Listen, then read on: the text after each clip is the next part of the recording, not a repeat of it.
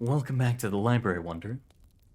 It's been some time since we were last wandering these halls instead of going after something specific. So, today we'll be coming back with a rather long one. One of dreams of the night, and of all things such. Sleep and his 6 children. The Kingdom of Sleep. Queen Pasithea took her youngest child by the hand while walking by the great halls of the castle. She smiled at her son, transpiring serenity. The young boy was almost ready to discover his place in the land of Nod, and, as his mother, she attempted to show him what his siblings chose before him. As they arrived in the balcony of the tallest tower in Onirimena Castle, they could see the foreigners coming and going from Nod, passing through the gates of horn and ivory that flew above the realm of dreams, each one falling in one of the countries of sleep. "Do they ever stop coming, my mother?" asked the child. "It's a never-ending flow, my child. Guided by the psychopomps, your father leads them to one of your brothers," said the queen. "Allocated to the dreamscape so their souls get the experience needed." "And how does father know what they need?" replied the young one. "That's why you're going to the pilgrimage, dear son," Pasithea replied, looking at her heir's eyes to ease his heart. His wings were growing, a sign of the need for the rite of passage that his siblings had done before him to happen. His father commanded that he was to leave when the child of Shem descended into the land of Nod. The prince and the queen were waiting for the right moment. As the descendants of Ham and Japheth started leaving that world, mother and son walked peacefully to the entrance of the palace. Rushing between the gardens of poppies of his father, the prince couldn't contain his excitement. His mother let a joyful laugh escape as he rushed between the flowers in a hurry to start his mission. At the entryway to Onirenema, King Hypnos stood prideful, waiting for his child on the bridge above the river Lethe. "Are you ready, my son, to find your place in this world?" questioned the king. "I am," the prince responded. The royal couple hugged their youngest boy. The king's huge ebony wings encircled the family as if he was reluctant to let his offspring go. But the law of the divine was stronger than that. The prince was destined to go, fated to wander between the realms of his siblings to discover who he was. After one last kiss to each of his parents, the young boy started crossing the bridge, waving goodbye. As he looked back, he saw his parents' castle disappearing in the eternally starry night of the land of Nod. That gigantic construction made of ivory and horn, surrounded by cottonwood trees and poppy flowers, was now just a glimpse of memory behind him. Nevertheless, he kept walking, crossing the asphodel meadows of the country border, following the margin of the Lethe. The Principality of Dream. The first realm was the house of Morpheus, the firstborn. The realm of good dreams was ahead, and the youngest prince could see the highest of the towers of his brother's principality. It was made of gemstones and jewelry, shimmering under the perpetually dark skies, the psychopomps guiding the foreigners, a job that they complied with without complaint. Flying in the child's direction, a white passerine figure was coming. As it landed, the entity's identity was uncovered. Morpheus himself with his white wings. Like his father, the first heir had a heart of gold, caring for his kin and the foreigners with compassion. "You finally came, brother." Morpheus's smile was serene and delicate, just like their mother. The younger brother's heart felt warm. "It's time for my pilgrimage, and your princedom is the first I have to visit." The youngling smirked. wanting to dash to the diamond and pearl gates of the City of Dreams. Noticing the enthusiasm of the adolescent one, Morpheus escorted him.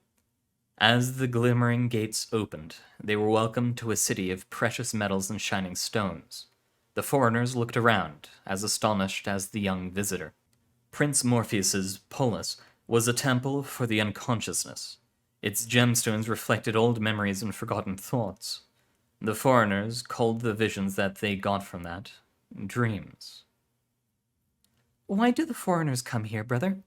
queried the younger, appreciating the image of the houses and buildings around him. "Because they need to dream," rejoined the older. "And why do they need to dream?"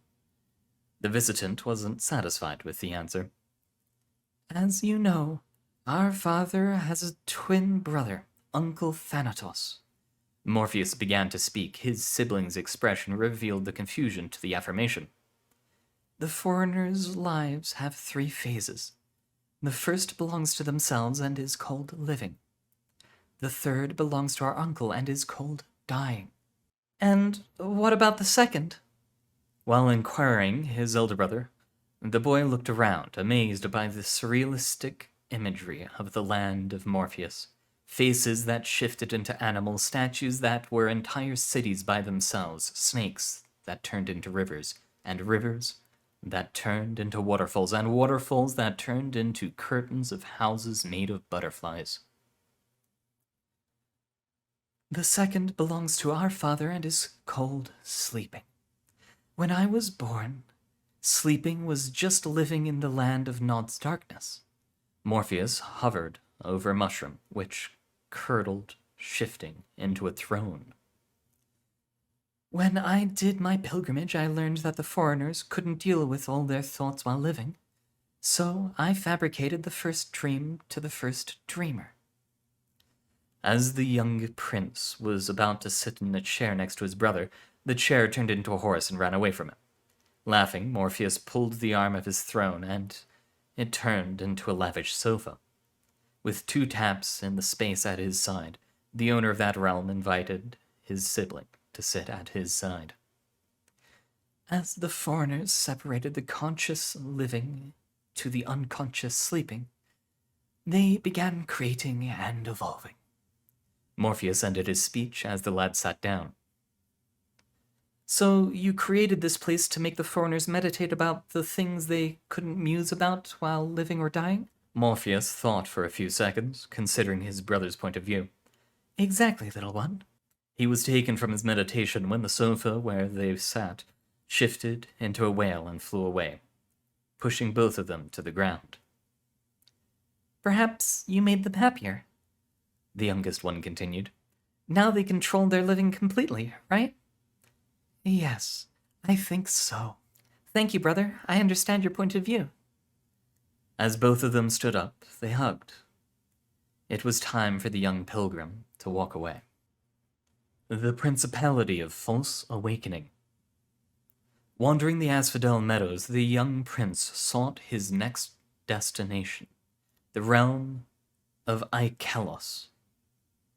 On the horizon, he saw a city of mirrors and looking-glasses. Waiting at the colossal specular doors was the second child of King Hypnos and Queen Pasithea, Icelos. Like his father and his siblings, he presented beautiful arthropod wings, resembling those of wasps. Bug ailerons fitted the trickster prince, as he was as acrid as a horsefly and as noxious as a yellow jacket. His princedom followed his characteristics, being a place of illusions and deception. "Good to see you, little brother." Icelos opened a sick smile, one resembling the smirk of a murderer. "Greetings, brother." The lad was suspicious about his brother. He had the unpredictableness of their uncle Thanatos, and the chaosity of their Aunt Eris. His personality was very close to their father's family, the offspring of Nyx and Erebus.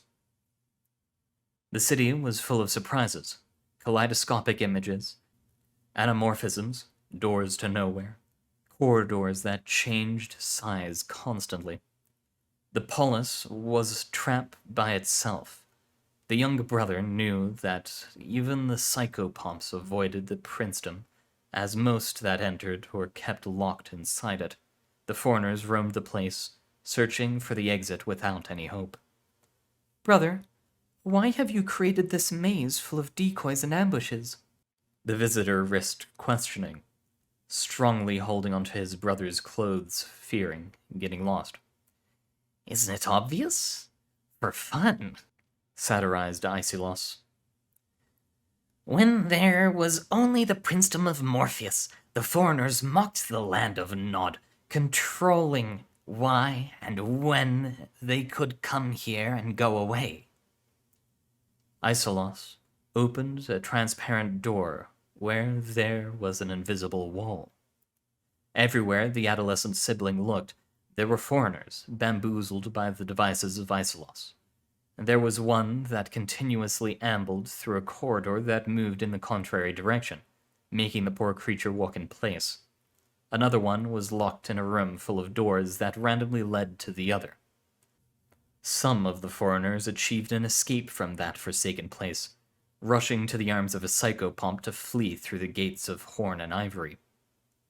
Taking pity on the poor foreigners, the juvenile prince asked, So, your realm was built around revenge itself? Indeed. Morpheus gave them too much freedom, giggled Isilus. So I bound them, controlled them. And every time they want to escape, I make them get more and more lost. The prince of that land had fun watching while foreigners were suffering. Saddened by that ideal, the young lad simply remained silent till the end of their journey through the Principality of False Awakening, watching the foreigners wandering adrift. When came the time to say their farewell, the boy just waved his hand, with a grudge against his brother. The Principality of Night Terrors. The stars of Nod's never-ending night disappeared as the young prince approached his next stop, the house of Phobator. The stronghold that was home to the third child of King Hypnos and Queen Pasithea was made of shadows so dark they became solid. With large black chiropter wings, the Prince of Night Terrors appeared out of its lightless land. Phobator was a fearsome man, the tallest, strongest, and fastest of the heirs of Hypnos. Coming closer to his brother, the last son trembled with fear. So, your time has finally come, my brother. Phobator had a voice as deep as the oceans, resembling that of a demon or a monster. Yes, I am. The voice of the young prince failed during his short speech, the presence of his older brother causing a horrible feeling of dread. There were numerous rumors about Prince Phobator. Psychopomps gossiped that he ate the foreigners that tried to escape from him. The castle cleaners from Onir Enema told the young prince that the gaze of Phobator was capable of stopping one's heartbeat. Screams were heard coming out of his caliginous castle. Proofs of the terrible tortures that were made inside its chambers. No one wanted to go to the princedom, but somehow, some foreigners ended up there. Why have you built this princedom, my brother? The youngest risked speaking as they entered the obscure place. I didn't, the eldest rejoined. Entering the pitch-dark hall, the juvenile prince could see the foreigners immobile out of fear. Shadows and black smoke took abstract forms that caused unnatural angst inside the youthful one. He knew that the foreigners felt the same, maybe worse. He didn't understand his brother's reply. Who created this place then, if it wasn't you? When Isilus created his city of mirrors, the foreigners let escape their primeval fears into this world, ghosts of their ancient origin as common beasts. Phobator moved his right hand, and the phantom that crept around them ran away, as they were afraid of the frightful Castellan. These specters were free. wandering nod. And what do you do? The boy finally found the courage to look directly at his brother. I hunted them down and brought them to this place. This is not my principality, this is a jail. I am not a prince. I am a jailer. Phobator explained, wistfully sighing. And why do the foreigners keep coming here? They are trying to tame the untamable, to control the uncontrollable. The older prince pointed to a foreigner running outside, incapable of supporting the visions of that place. These fears are not physical. They are abstract and larger than the foreigners themselves, but they keep coming. A Sisyphean job. Do you think they know it? They know it, but they are persistent. I like this. This means that they always try harder, always wanting more. Maybe this is what makes them anxious and depressed, but it is also what makes them go on. A strange and incomprehensible characteristic of the foreigners. I came thinking that you were like Isolos. But you are a good man, my brother. The young prince smiled.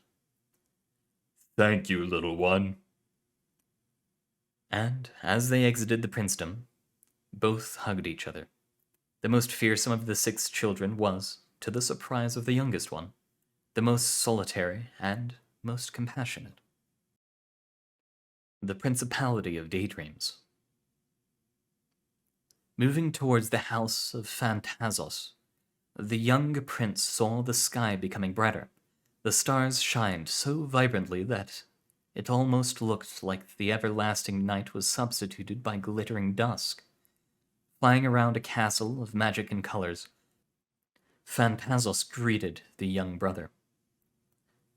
The siblings were born different from the others. Foremost, Phantasos was born neither a male nor a female.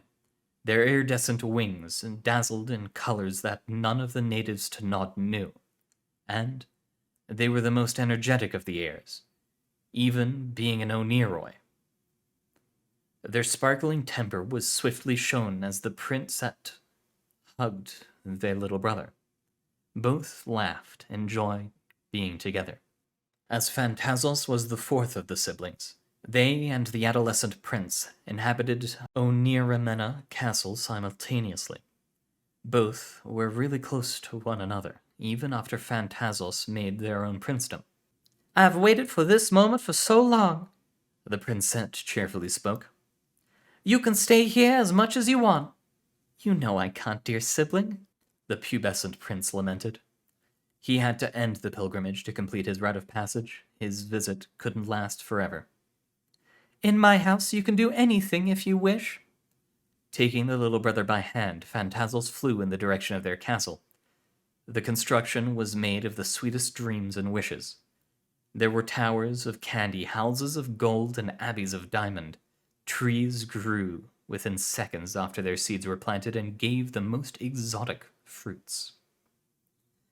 Golden coins, popsicles, and sandwiches.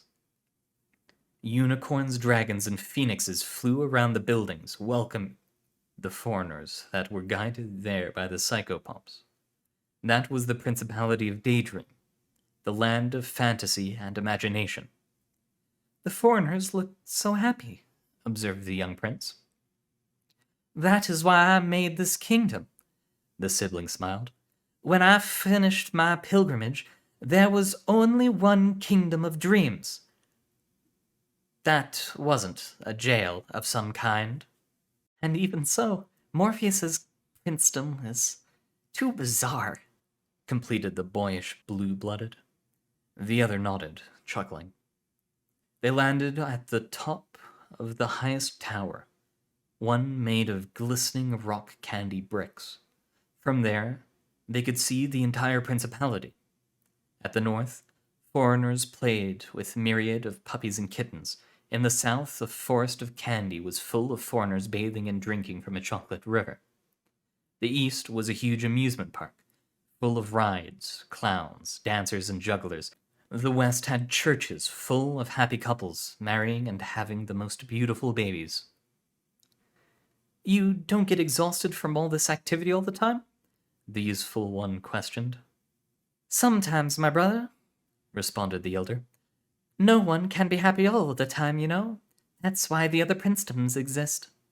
Phantasos moved their hands as if they were pushing an invisible rope, and indeed they were. Tied to the rope that nobody couldn't see, a hot air balloon nearby the pair of siblings. Both jumped into the basket, and the aircraft started moving above the princedom. Paper planes and birds followed them, flying freely, coming alive by the power of imagination. That's a place of chimeras and creativity, fabricated by the delusions and ambitions of the foreigners, Phantasos evaluated, looking to one lovely flying umbrella coming in their direction. Some of the foreigners who are here aren't really sleeping. They are aspiring, hoping, dreaming. Opening their prismatic wings, Phantasos jumped from the balloon, catching the umbrella and giving it to their brother. The young prince then jumped, clinching onto the parasol, falling slowly and gracefully from the sky-high distance to the ground.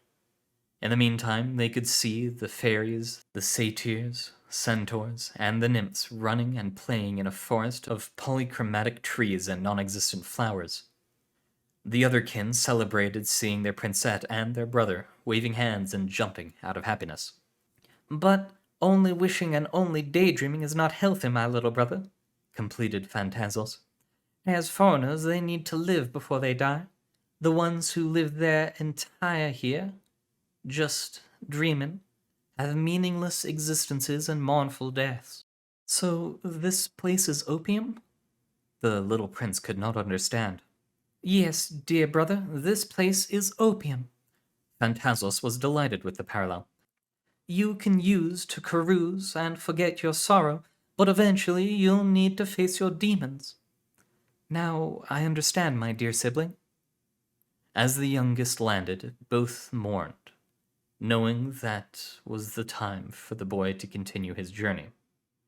Hugging and letting some tears fall from their cheeks, the siblings promised to see each other again.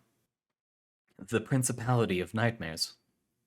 That was the last sibling of the young prince, Princess Ephiales, the fifth child, the first daughter. The pubescent had no good memory of his sister. She had no similarity with their mother at all, but was agate to their father's bad side. A hateful woman, as vengeful and crude as Isillos, their second older brother.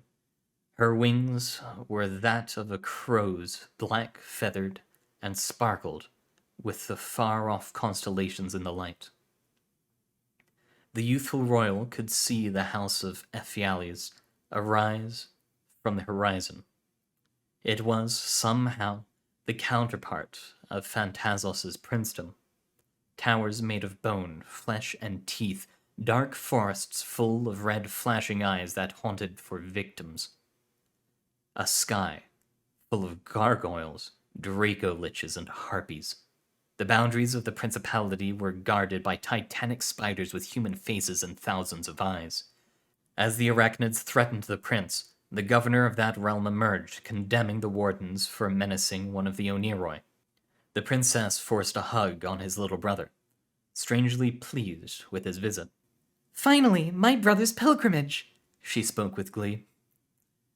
Yes, my sister, I've arrived in your country as my last stop. The prince sighed uncomfortably. Opening a way through the spiderwebs, the princess guided her kin to the princedom of nightmares. Together they mounted a mare of the night, an enormous equine with black fur and red eyes that spit fire from its mouth. The journey across the land of horror started. The prince could see the foreigners as they fell into bottomless pits.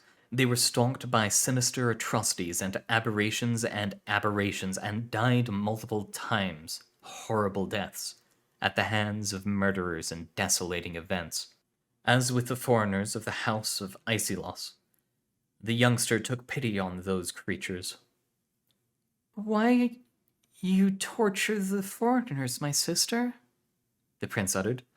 Do you hate them as does our brother Iselos?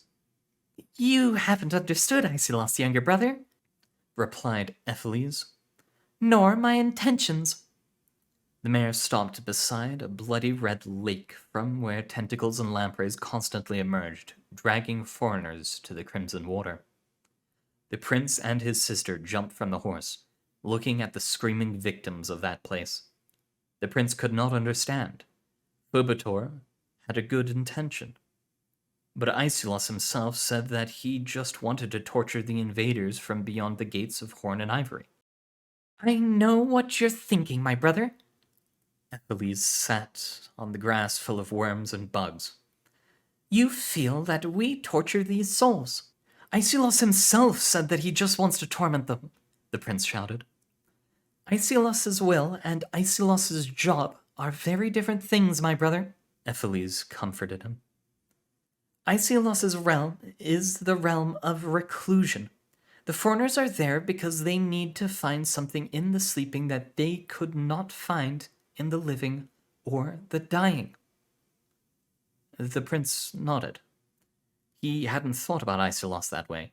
Maybe his brother acted with the worst of the intentions, but that was actually good for the foreigners that needed that. The boy settled down at his sister's side, reflecting on that location. As he pondered, he saw an incredible occurrence. One of the foreigners was running from a three-headed dragon that was trying to devour it, but then turned to face the monster. A sword as bright as the sun materialized in the foreigner's hand, and he stabbed the hellion beast at its chest. Now the prince knew, and he yelled in surprise. This is where they fight their phobias! The monsters that hunt them, and the situations they're afraid of! As the young one stopped talking, his sister smiled, hugged him again. He could see now. The foreigners needed fear as much as they needed fantasy. Neither of his brothers were good or bad. They were just doing their tasks to maintain the order in that land of naught. And as the prince said goodbye to his sister, he rushed for the end of his journey. The emancipation of the young prince. In the middle of the asphodel meadows, in the distance between the house of Epheles and Onir was a lonely foreigner. No psychopomp was next to it. It wasn't being dragged to any of the realms. The young prince, preoccupied with the poor thing, approached it. Why are you not in any realm, wretched foreigner? The prince asked. I have no place to go, responded the foreigner. The prince reflected, and then replied, Why don't you go to the princedom of my brother Morpheus? And the old foreigners had the answer, Because I have nothing to reflect in my unconsciousness. So you can visit my brother, Iselos's house, the young Onira stated. But I'm commiserated with my duties. The foreigner was inflexible. There is my brother, Phobator, too. His realm can help you. The voice of the visitor showed some pride as he argued. I'm too old and too wise to fight my primeval fears, young prince. The youngling showed some melancholy. So relax at the principality of my sibling Phantasos. I don't need fantasy, as I had fulfilled my dreams. So conquer your fears with my sister Epheles. Refusing help once more, the foreigner acknowledged, I tamed my monsters years ago. Almost helpless, the blue-blooded boy tried again. So, what do you need now, my friend? And before responding to the question, the foreigner took time to think. Minutes later, he said, I need soothing and serenity. I need peace, but it's not my time to die yet. So I'll make a princedom for you, dear foreigner. A home where those who achieve their goals can really go to rest before Uncle Thanatos comes to take them, expressed the prince. I'll call it Principality of the Healing Dreams. The foreigner solemnized the youngster's idea. It shapeshifted, revealing itself to be King Hypnos. You did well, my son. The pilgrimage made you wiser and sympathetic to the foreigner's needs. From now on, you are Ennui, the Oneroy's Prince of the Healing Dreams. And, as the king ended his speech, the wings of the Prince Ennui grew into massive butterfly wings as colorful as the wings of Phantasos.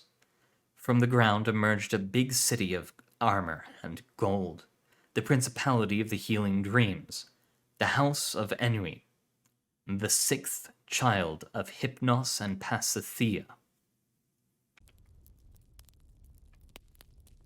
All right, that's all we have time for, Wonder. Thank you very much for coming. It's been a joy having you, and it's nice to get back to the normal readings as much as I do so enjoy the author spotlights. But this is where I must end, so this is where I shall. Thank you for coming, and good luck out there.